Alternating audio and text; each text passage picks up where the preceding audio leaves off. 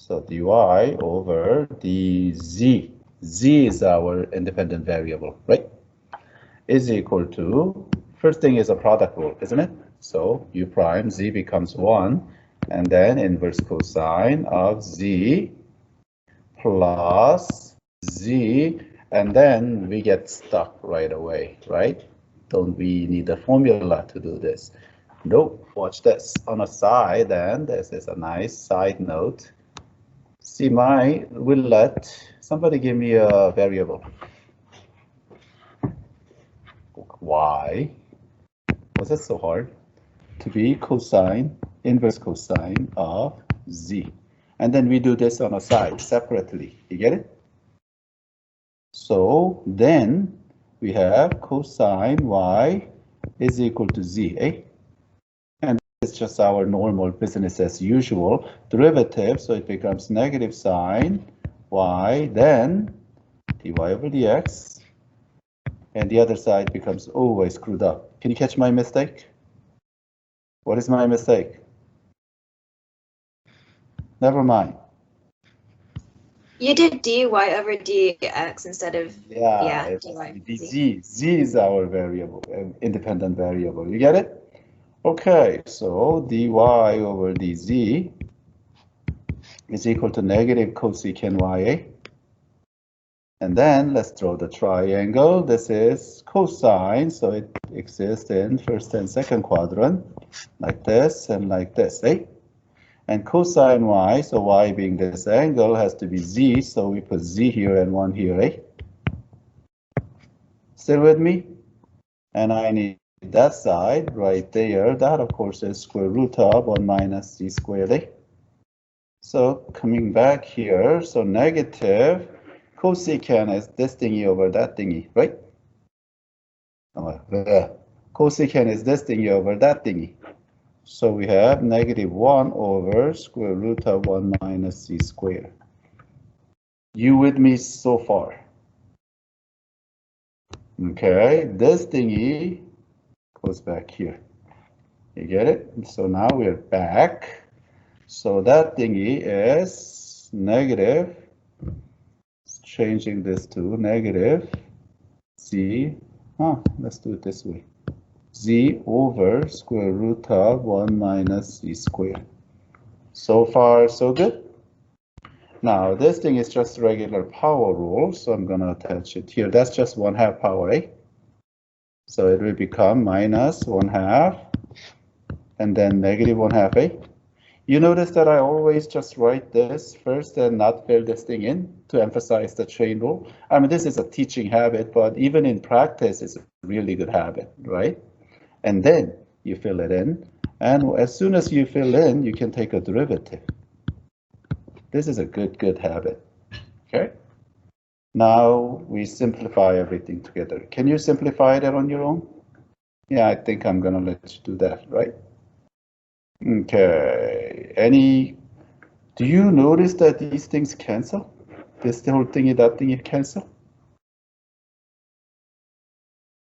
They're the same thing, right? So what we have is inverse cosine of ZA. Oh, okay. Moving on. Question before I move on? Okay, 29. Oh, 29 is a beauty. How many of you Desmos this thing and saw what it looks like? Really good habit, but say we can fly blind. Then I will show you the graph later at the end, okay? So we write cosecant y is equal to secant x. That's a weird relationship now, isn't it? Now, this is not what I did in the Dropbox note, but watch this. Shall we flip both sides? Now the problem has got infinitely easier, right? Have you thought about that? There's a caution. I'm going to deliberately miss something here, and it's your job to catch it now. Okay, I'm going to just go on, and then you have to figure out what did he miss. Derivative, so this becomes cosine y and dy. That mistake has already happened. You don't see it. And then this becomes negative sine x. So far, so good? Okay, so dy over dx now is sine x over cosine y, right? You want to write it like that, or do you want me to write like sine x times cosecant y? Sine x times secant y. Which way do you want it? I can do it either way. Do you even understand what I'm talking about? That's what I meant. Now, you cannot say this is tangent. See, this thing has x in it and this thing has y in it. So no, that doesn't simplify. They're two different views. And then it's our job to figure out what cosine y is. Get it? Okay, that we do it by drawing triangle. Shall we draw it using this one? Okay, sine y, so is this still first quadrant, fourth quadrant thingy. So let's draw it right here. So sine y is, so our angle is y, and cosine x, this is a weird one. We usually used to put x here, right? But now we have cosine of x. Whoa. Okay, are you confused yet? And then this is when cosine of x is negative. What, in that like first quadrant, second quadrant? No. Two different things. Cosine x could be positive and negative. You know what I'm saying? Because we used to just put x here, but now that whole thing is cosine of x. And that side right there, of course, it is square root of 1 minus cosine squared x. Is that sine x? Is it? Absolute value. Absolutely. Oh, finally you catch this, right? I mean, you fell for this so many times. Now you're catching it.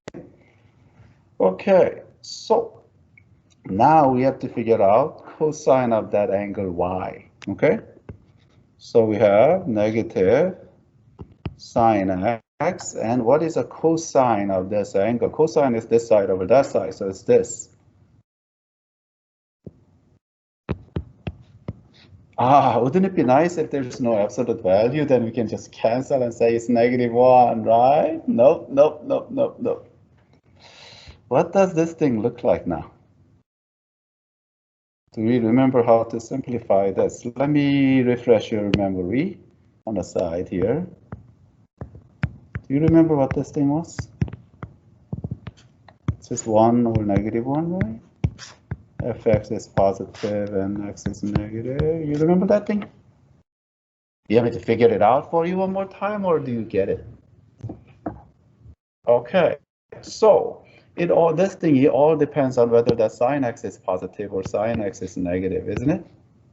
So this thing here, let's not put negative there. We'll say -1 or 1. How's that? -1 where sine x is positive. Is that quadrant 1? Okay, so this is from, I think we have to exclude 0, so from 0, right? Do you see why we have to exclude 0? Okay, to pi, and this thing from pi to 2 pi. How about that? You caught my mistake yet?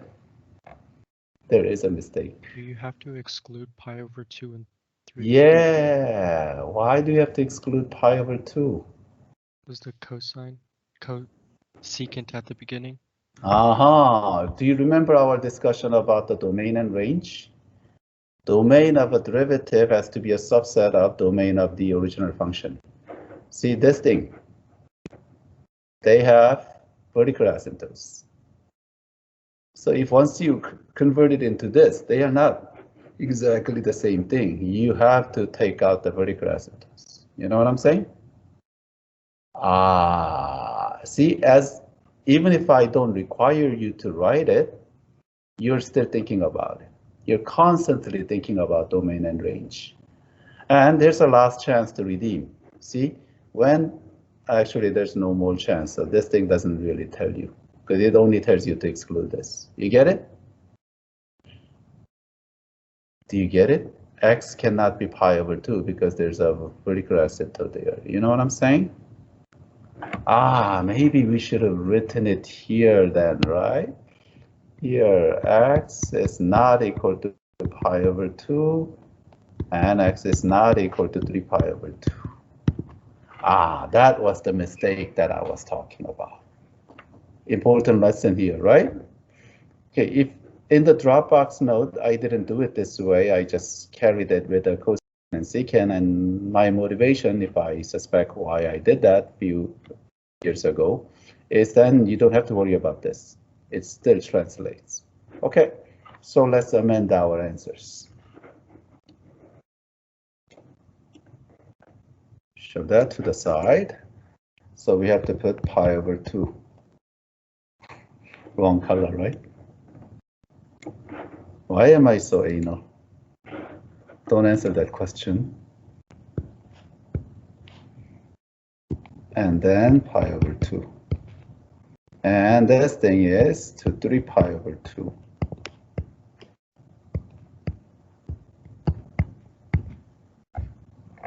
Okay, now finally time to feel this function.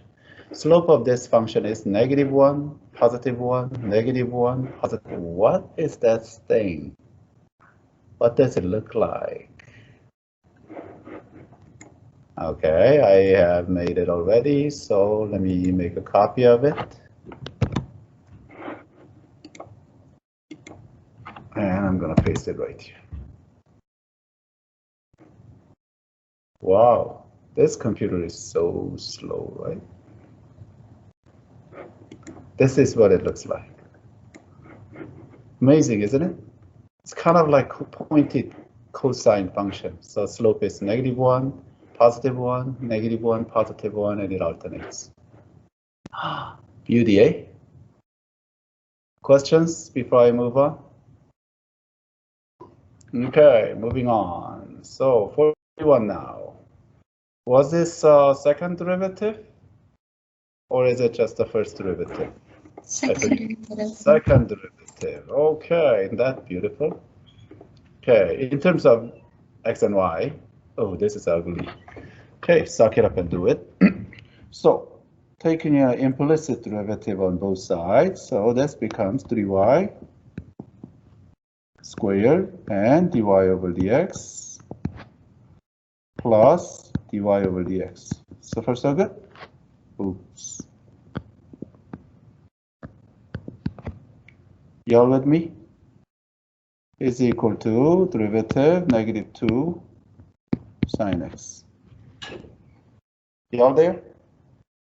Okay, now on a side here, I'm gonna do this on the side and go down vertically because I know I'm gonna need a second derivative. So if I solve for dy over dx here, and it's too much algebra now, isn't it? So it is -2, so we do it in our head, over 3y squared plus 1a. Too much algebra? Okay, I will let that sit there. Now I'm gonna go for the second derivative of this line. So second derivative is, this is a product rule. U, this whole thing is u and that's b. So derivative u prime becomes 6y and then dy over dx times dy over dx, eh? Who's lost? Okay, plus then u v prime, so we have 3y squared, and this is our guy. You with me? And this one now is another one. Good. Good. Okay. And all of that is equal to -2 cosine of x. So far, so good. Okay. Before we start solving for this, remember dy over dx is this thingy. We plug that in. Okay. So what we have is 6y. My pen stopped working. 6y, And this thing is squared, so negative sign dies in the process. So we have 4 sine squared x over 3y squared plus 1 quantity squared. With me? And plus 3y. Can I factor this dy over dx while I'm at it? Yeah, let's do that. So 3y squared plus 1 common factor, second derivative.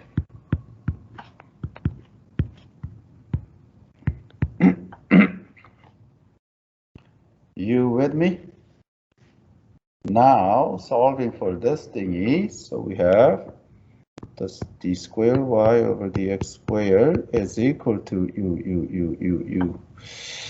Negative 2 cosine of x minus this hideous monster, which is 24 y sine squared x over 3y squared plus 1 quantity squared all over 3y squared plus 1.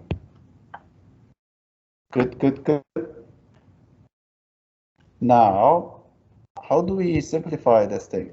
Well, one way is by splitting the fraction. So you have negative 2 cosine x over 3y squared plus 1 minus, and then this way you have 24y sine squared x over 3y squared plus 1 cubed. How about that? Questions? Could you explain why there's parentheses and the squared over the dy over dx? Which part, what line? The second, Here. yeah. So you put a parentheses and the squared it for the first term. The other ones are just. Oh, why that square is there? Yeah. Okay, let's think about, I'm gonna do it on the side, okay?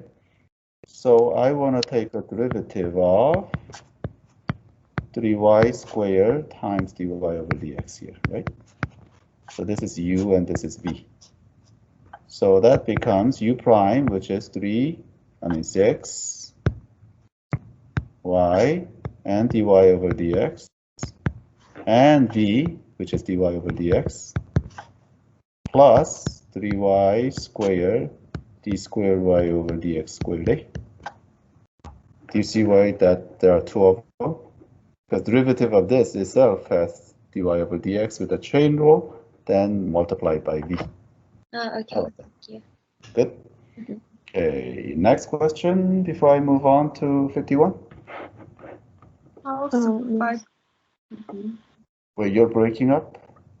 Sorry. How simplified does the answer have to be? Like, do we have to go all the way to what you did at the end there?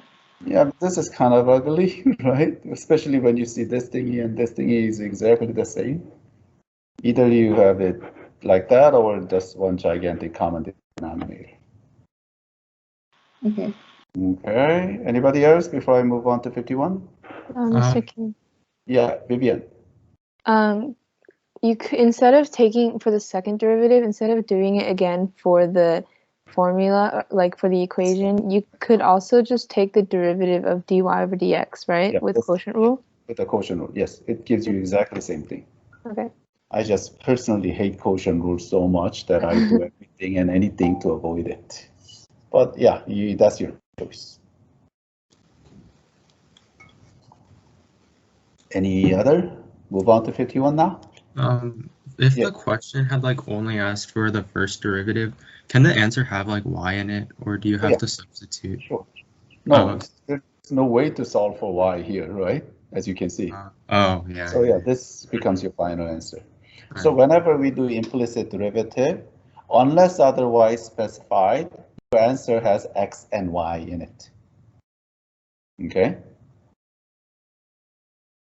Good. Move on to 51 now. Okay. I'm not sure if you still remember this thing, but do you see the hyperbola? Okay, I have a graph worked out, so why don't I copy and paste that thing if this computer can handle that kind of computing? It handled it rather well, right? Okay, these are asymptotes. They're not part of the graph, okay? Okay, so we have to find the equation of the tangent line when t is equal to pi over 6. Well, point slope form, right? We need a point and we need a slope. And point is easier than slope, correct? So let's find the point first. Point is this, x evaluated at pi over 6, eh? So somebody tell me what secant pi over 6 is? Oh no, after polar graphing quiz, you still have to think about it? 2. Secant pi over 6 is not 2. Uh-oh. Oh. Oh, 2 root 3 over 3. Okay, so this thing becomes 2 root 3 then, eh? You with me? Okay. And y, chance to redeem yourself. Tell me what tangent pi over 6 is. Root 3 over 3. Good. So this is 5 root 3 over 3 then, eh? Okay, that's the point that we are going to need later. Now we move on to derivatives. So we have dx over dt, which is, what was the derivative of secant again? Remind me? 3? Oh, come on. If you have to think about it, you're too slow. 3 secant t tangent t. Secant t tangent t. And dy over dt then is equal to, wow, derivative of tangent. Secant squared. 5 secant Secant squared. squared. Okay, wow, you should be able to derive this, right? Not think about it to say, God, no. So dy over dx finally is this thingy over that thingy, right? So one of the secant cancels, right? So what we get is 5. What we and sometimes it's 5 secant t over 3 tangent t, right? Is it me or do you all agree that this thing simplifies to this? Too much trick identity? Secant is 1 over cosine and tangent is sine over cosine. Flip it over and then, oh boy. I'll let you figure that out. So t at pi over 6. Okay, somebody tell me what cosecant pi over 6 is then. It's 2. So 10 over 3. We are almost done. So point slope form now. So we have y minus, remember our thingy, 5 root 3 over 3 is equal to our slope times x minus that thingy, 2 root 3. You get it? And you do have to change it into slope and intercept form. So 10 over 3x minus 5 root 3. Hopefully that's not too much algebra, right? Questions before I move on to 69?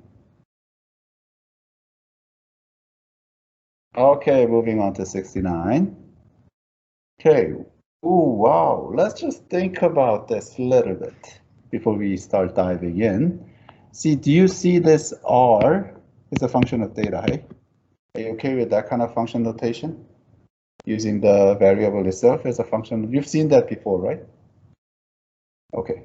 And then do you see that theta is some kind of function of t, eh? Or at least there's a relationship. Do you see this is a chain rule now? Yeah, it's a sneaky chain rule. So what they want is dr over, that will turn out to be dr over d theta times the theta over the t. You get it? That's what they're asking for. So let's do this. So dr over the theta right here, because you do not want to solve it for t and subset. God, no, I'm not differentiating that. So this is a beautiful problem. Okay, so derivative of that is a 1/3 power, so it becomes 1/3 and then negative 2/3, eh? Say yes, you see I have it. And then we fill it, theta squared plus 7a. Then chain rule. So derivative of this inside thingy, of course, is 2 theta. Then now the theta times the t. You get it? The theta times the t is what we need here. You get it? Who's lost? Let me know right now if you're lost. I'm gonna take a sip while you recover from this. Then we have to go get the theta over the t, right? And we get it from here. You get it? So let me just write it here. You don't have to write it for me. And then we are taking implicit derivative d dt on both sides. You get it? So let's see what we got here. So this is a product rule now. So we have 2 theta, d theta over dt, that's our guy right here, times t, good, that's u prime v part, plus u, and then this becomes 1, dt over dt becomes 1. With me so far? Not with me? With me or not with me? I need some kind of indicator before I can move on. With you. Okay, good. Was that so hard? And second part, derivative of this is the theta over the t. And the other side, 1 dies. Whew. You with me? Now, we have to solve for this theta over the t. Oh, no, right? Okay. We could have done this. Don't write this, don't write this. We could have done negative theta squared over, is it 2 theta t plus 1? And then plug that in, right? This thing goes in here. However, there's a saving grace, because can you imagine how complicated that thing gets? No, this is not what we want. They want the numerical answer evaluated at t is equal to 0. Oh, thank God, right? So scratch that thought. All of this, get away, erase it. Now, let's just plug it in right now, right? If you plug it in, t is equal to 0. You see how nice that is? But we still need to figure out what theta is. How do we know what theta is equal to when t is equal to 0? Where do we get it? It's somewhere on this page staring at you. You plug in. You can substitute. Yeah, there, right? Do you remember? I'm not sure if it was this period. Everything, a lot of things are systems of equation in a sneaky way. You remember that talk? Yeah, this is in a way systems of equation. Going to the side of the board again. So let's get it from here. Theta squared t plus theta is equal to 1. And then we are plugging 0 for this. You know what I'm saying? Theta is equal to 1, eh? That's nice. So come back down here, and this becomes 1. This becomes 1. Wow, we really didn't need this first thing because it's dying anyway, right? Now, do you see that the theta dt is equal to negative 1, eh? Do you see that? And we plug that in here. You get it? Okay, so now we come back to the main problem. So let's finish this up. Let's plug it in now. So this is 1, remember? This is 1, and this is -1. You get it? So let's see what we have. So we have the r dt evaluated at t is equal to 0 happens to be u. This is the most challenging part for calculus students. You can handle the derivative, but like arithmetics, yikes, yikes, yikes, yikes. Okay, this is 8, right? 8 to the -2/3 power is 1/2 square, which is 4. 4 here, 2 cancel, so 1/, oh yeah. And that's negative, so it's like -1/6. Uh-oh, my pen stopped working. -1/6. How about that? Too much about this thingy, right? First thing we have to remember is the domain of the derivative needs to be a subset of domain of this thing itself, right? Okay. So this is a composite function, right? There's a square root function, and there's this thingy, and there's this thingy, right? So we can write it separately, but can we just find out the domain of this by just looking at it? Domain of this, so in domain calculation, this thingy needs to be positive or equal to 0, correct? And that tells you x has to be positive. I mean, more than 1, right? Because this denominator is always positive. So far, so good? So our domain is, or equal to, is this. Good. Wait, Mr. Kim. Yes. I don't get how x should be greater than 1. Wouldn't that give you some negative number? Oh my God, yeah, I screwed up. This should be, I went the other way, that way, right? Okay, thank you. So far, so good? Now, there are a couple of ways to get this. And this is what your book is getting at, which I'm not a fan of, but I'll try to explain, right? And then, let me write these things out. So, oh boy. This is not the first time this computer has done this today. Say f of x is 1 minus x, and then g of x is 1 plus x squared, and then h of x is equal to square root of x. What that means is then our I is h of f of x over, let's like, while we are in this notation, let's just go all out. Erase f over g. You know what I'm saying? That kind of thing. Now, I mean, this was like somewhat introduced in pre-calc, and I'm not a fan of this method, but I'm gonna do it anyway.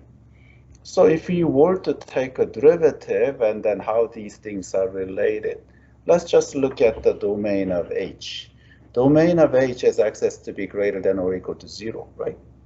And then in fact, that's how we calculated this, right? This has to be greater than or equal to 0. If I take h, oh boy. If I calculate h prime, then that's 1/2 power, so it becomes this. Is that too much derivative, or are you okay? Now let's just look at the domain of this. Now x cannot be 0, so here your x needs to be strictly positive. So far, so good. So whatever goes inside the h prime needs to be positive, but inside the h prime is this. You know what I'm saying? So that from there we get f of x over g of x needs to be strictly positive. You know what I'm saying? And then we have to worry about this chain rule as well. You good? And if we work that out, 1 minus x over 1 plus x squared now needs to be strictly positive. So we get x is strictly -1. Confusing, isn't it? So that is a way, but I like my alternative so much better. It's just figure out the derivative, then we'll talk about it. So, or here's an alternative. I just figure out, remember y was equal to this. 1 minus x over 1 plus x squared, 14 to the 1/2 power, right? Let's just differentiate it. Then we'll talk about the domain of that thing. So remember this, ln(y)? And then it should be at 1/2. And then ln of 1 minus x minus ln of 1 plus x squared. Too much algebra? Then differentiate, so 1 over y dy over dx is equal to 1/2 of this thing is 1 over 1 minus x. What am I forgetting? 1 over 1. Oh yeah, that, right? Okay. And here then of course, that. 2x. Okay, now, then I need to multiply y, so dy over dx is y. My y is this. Then I have 1/2, let's put it right there, and then -1 over 1 minus x minus 2x over 1 plus x squared. Now we can just figure out the domain of this. You get it? That's more straightforward now, isn't it? It was a little more work, but we don't have that anxiety. Let's call it d prime, domain of derivative. Okay, you see this thing is still here, so same restriction still applies, right? From this thingy, we get x has to be strictly less than 1. However, from here, you cannot plug in 1. You get the idea? So we have to remove that equal sign and say strictly less than 1. Because if you plug in 1, the denominator becomes 0. You get it? And then do you see that this d prime is a subset of d? And d, remember, was this? Or not that, was this? You get it? Now here's a picture to let you, well, enhance understanding. Like, why does that happen? I got this picture. This function looks like this. Now let's take a look at it. So our original function domain, remember, less than 1, x is less than 1, it only exists on this side. But here, this gets very vertical here. So derivative does not exist because it's a vertical tangent. So we take out that x is equal to 1. How about that? Good? Okay. So that was our 33. Any question before I move on to 39 then? Yes. Okay. Instead of so I saw you use the ln or logarithm method to find the derivative. Can you use the quotient rule as top as square root of 1 minus x and bottom as 1 plus x squared square root? Yes, technically, but what you're looking at is this. First chain rule, then the quotient rule, and it's chain rule again. I mean, good luck. I mean, you could do it if you pull it off, then it's the same answer. But algebraically, that's not nice. Okay. Right. Do you mind to, can you show me the quotient rule after like the recording? Because I'm not sure if I did it the right way. I can try. I generally hate quotient rule and do everything I can to avoid it, but we'll try.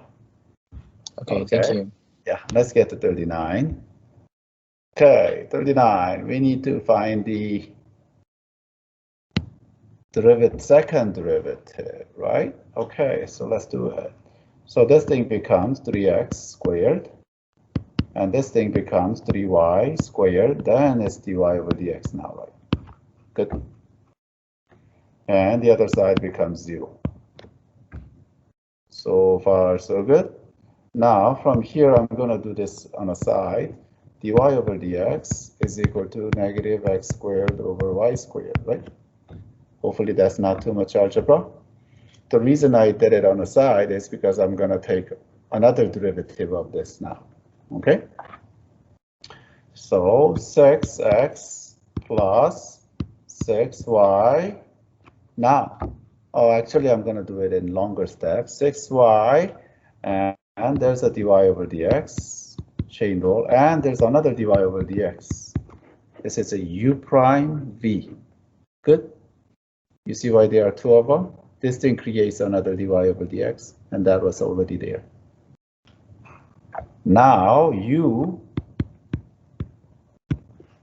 and v prime. And this is our guy.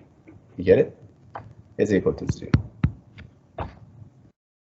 Now I have to substitute this thing in, right?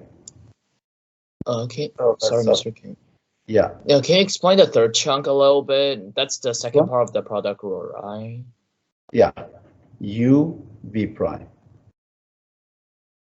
Wait, what do you said US? Is U3 or? No, u is 3y squared. This whole thing is u, and this thing is. Oh, and okay, yeah, okay. Thank you. Very good. Y'all with me now? Okay then. Then we plug this thingy in. I'm gonna do that with right there. Okay. And we can use a little bit of simplification. So let's simplify. Divide both sides by 3 while we are at it. So we have 2x plus 2y and x to the fourth over y to the fourth. You with me? Because there are two of them. Square it. This thing times itself. Plus y squared and our thingy. Say yes. Okay. Yes. Okay, then now let's simplify, shall we? So this thingy, too much algebra, right? Okay, suck it up and do it.